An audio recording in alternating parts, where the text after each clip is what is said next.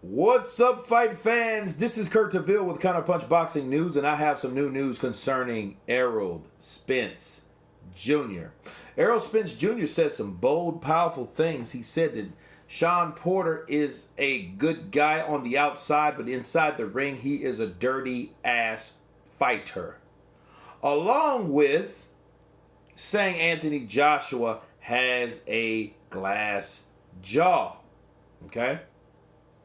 Now let's start with Shawn Porter. He said that Shawn Porter likes to dip in with his head, initiating headbutts,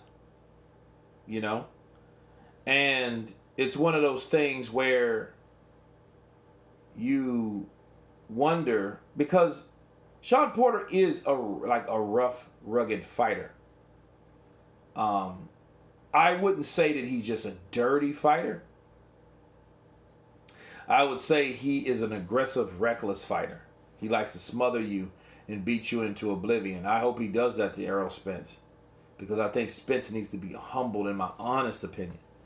But back to what he was saying, Shawn Porter loves to fight on the inside. He loves to get you on the ropes.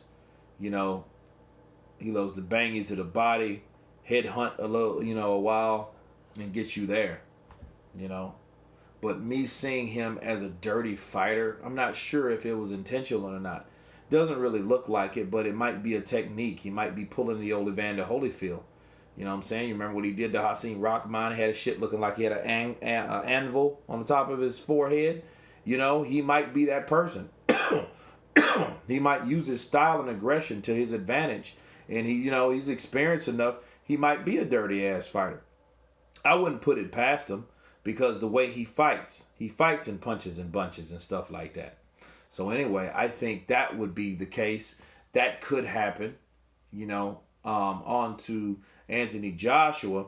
Errol Spence said this about Joshua. He said that now in the interview, it's like he kind of have a glass jaw. He kind of had a glass jaw, and there's a lot of people been hurting him. So Ruiz, I'm happy for him. I think Ruiz gets him again. I think so. I think he takes it again. I'm just proud that he was able to do what he needed to do to win the fight.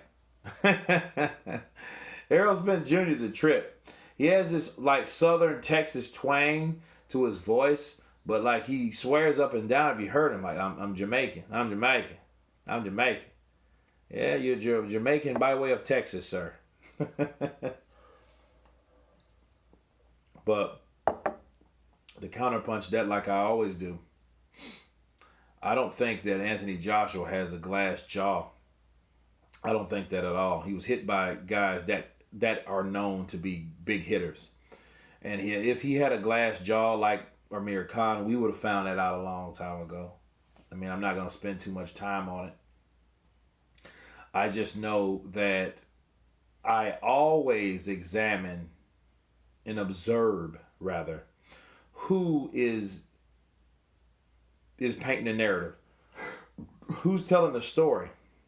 In this case, in this interview, it was Errol Spence. Errol Spence does not care for Anthony Joshua, because Errol Spence is a PBC fighter. That's a cult-like boxing community and promotional company, because they don't like to deal with other fighters outside. They will fight the sorriest or the oldest or whatever that is to keep from fighting someone outside their banner.